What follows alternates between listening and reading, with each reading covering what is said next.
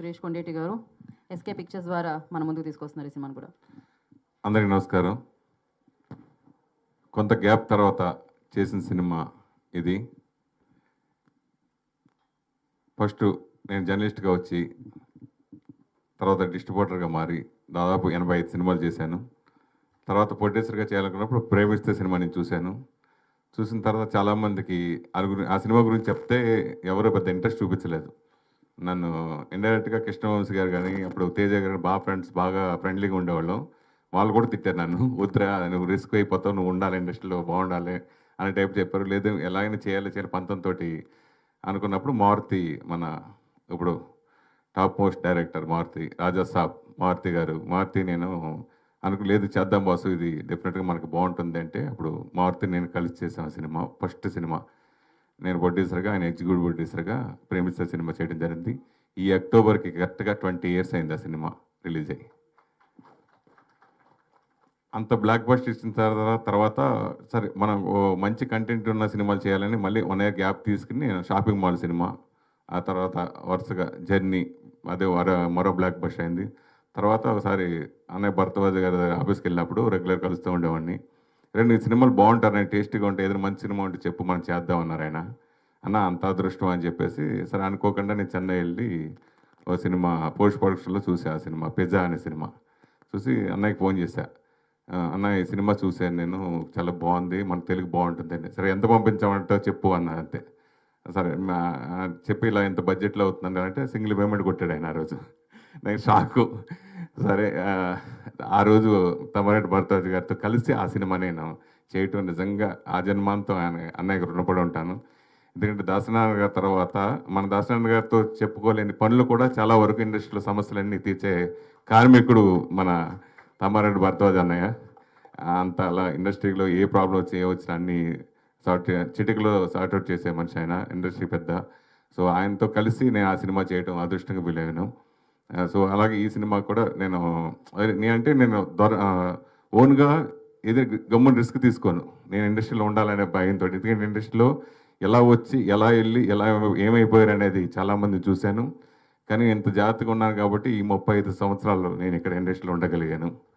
So తర్వాత ఈ cinema బాగుంది, ఎవరైనా ఉంటే బాగుంటుందనే ఉద్దేశంతో నేను అంటే వెంటనే సార్ ఎప్పటి నుంచో అంతకుముందు ప్రొడక్షన్ చేద్దామని వచ్చిన చరణ్ గారిని, వద్దు సార్ ఇప్పుడు ప్రొడక్షన్ కొంచెం భయం వేస్తుంది, ఆగండి అంటే ఆపితే సరే ఇది ఫస్ట్ చేద్దామని చెప్పి ఆయన్ని చేద్దామంటే వెంటనే ఓకే చేసి ఆయన కూడా సింగిల్ పేమెంట్ కొట్టారు పాపలకి.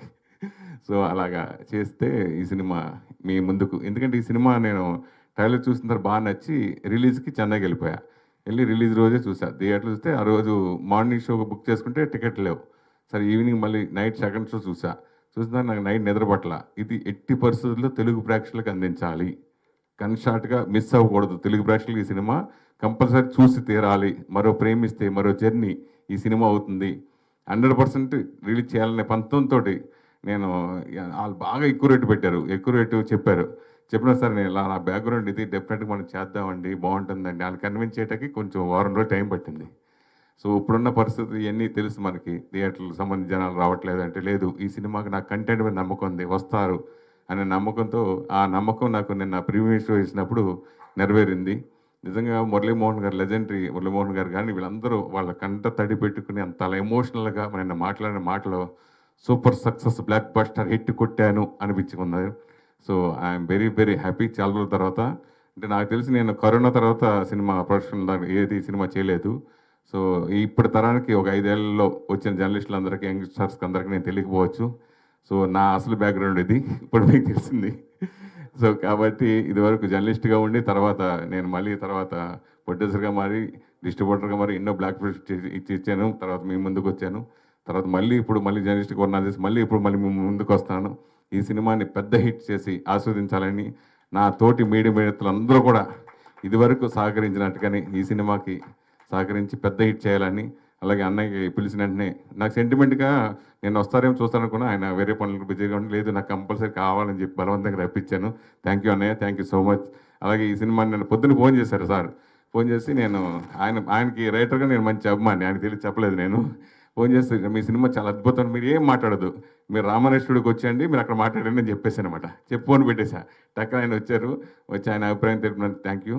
అలాగే గీతాభవతి గారు కూడా షార్ట్ టైంలో నిన్న ఫ్లైట్లోంచి డైరెక్ట్గా పివి థియేటర్కి వచ్చారు ఆవిడ. సో అలా అందరికీ థ్యాంక్ యూ. సో నాకు సహకరించిన ప్రతి ఒక్కరికి పేరు పేరు చేస్తాను. దయచేసి ఇది మన సినిమా, ఇది తెలుగు ప్రేక్షకులకు బాగా ఆదరిస్తారు. మా మీడియా మిత్రులందరూ కూడా ఈ సినిమాని బ్లాక్ బస్టర్ హిట్ అయ్యేంత వరకు ఆల్రెడీ హిట్ అయింది. ఎందుకంటే దాదాపు ఆల్మోస్ట్ 359 స్క్రీన్స్లో ఈ సినిమా రిలీజ్ అవుతుంది. 359 స్క్రీన్స్. నాకు మర్తిపోయింది పొద్దున్న ఏషియన్ సునీల్ గారు అది పేపర్ చూసిన తర్వాత నైజాంలోనే 130 థియేటర్లు వచ్చినాయి. లిస్ట్ చదివా, 1, 2, 3 లెక్కేసుకున్నా. నా సినిమాలన్నింటిలో హైయెస్ట్ రిలీజ్ అవుతుంది నైజాంలో. సో దాదాపు 359 సినిమా.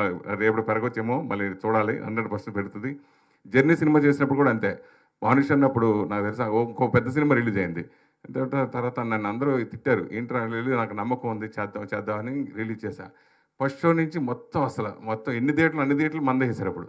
సో అలా తర్వాత ఈ సినిమా ముందే వేయటం. సో ఈ సినిమా ఆదరించాలని మనస్ఫూర్తిగా కోరుకున్నాను. అలాగే ఈ సినిమా మీద నమ్మకంతో నేను డిస్ట్రిబ్యూటర్నే, చాలా సినిమాలు కొన్నా.